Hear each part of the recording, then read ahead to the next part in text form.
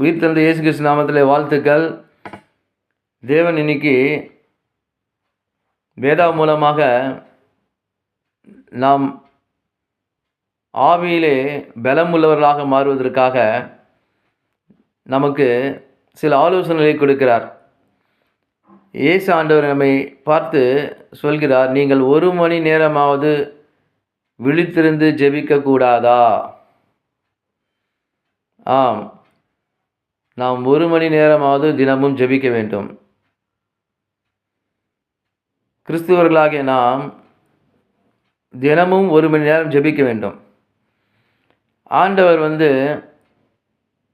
1 மணி நேரம் ஏன் ஜெபிக்க வேண்டும் சொல்றாருன்னா, அப்போ அதில் ஏதோ ஒரு தேவ ரகசியம் இருக்குது.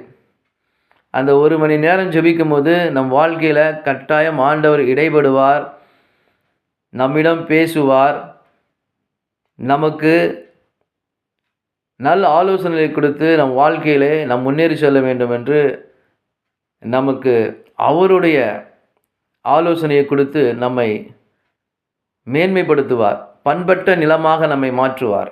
ஆம்,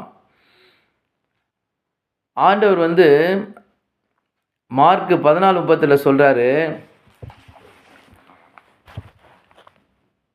நீங்கள் சோதனைக்கு உட்படாதபடிக்கு விழித்திருந்து ஜெபம் பண்ணுங்கள். அதாவது சோதனைக்கு உட்படாதபடிக்கா பாருங்க, ஏன் ஜெபிக்க சொல்றாரு பார்த்தீங்களா? நம்ம சோதனைக்கு உட்பட்டு விடக்கூடாதாம். மனுஷராகிய நமக்கு சில சோதனைகள் வரக்கூடும். அது எப்படிப்பட்ட சோதனை, எங்கிருந்து வரும் எனக்கு தெரியாது. ஏன்னா ஆண்டவர் வேதாமத்தில் சொல்லியிருக்காரு, பிசாசானவன் கொல்லவும் அழிக்கவுமே வரான் அப்படின்றாரு. அப்போ அதுவும் தேவ பிள்ளைங்க, ஜெபிக்கிற பிள்ளைகளுக்கு,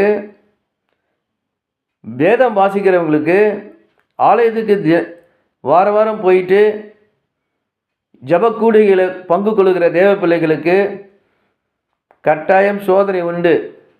சோதனை உண்டுன்னு சொல்ல பயப்பட தேவையில்லை. ஏன்னா சோதனை மத்தியில் ஆண்டவர் இருக்கார் நம்மோடு. நம் வல பக்கத்தில் ஆண்டவர் நம்மோடு இருக்கிறார். அதனால் சோதனை, வேதனை, கஷ்டம்னு நம்ம பயப்பட தேவையில்லை. அதெல்லாம் நம்மை ஒன்றுமே பண்ணாது. ஏன்னா நமக்குள்ளே இயேசு ஆண்டவர் வாழ்கிறார். ஆனாலும் ஆண்டவர் சொல்கிறாரு, அவன் உங்களை சோதனைக்கு உட்படுத்தி விடுவான். அதனால் 1 மணி நேரமாவது ஜெபம் பண்ணுங்கள்னு சொல்கிறார். நாம் தினமும் 1 மணி நேரமாவது ஜெபம் பண்ணினால் அது நமக்கு நல்லது. நம் வாழ்க்கையில் பிரச்சனைகள் தீரும். ஏதோ ஒரு தேவ ரகசியத்தை ஆண்டவர் சொல்லி விடுகிறார். நம் வாழ்க்கையில் கஷ்டங்கள் தீரும். நம்மை ஆவிக்குரியபடி கர்த்தர் நடத்தி நம்மை உயர்த்துவார்.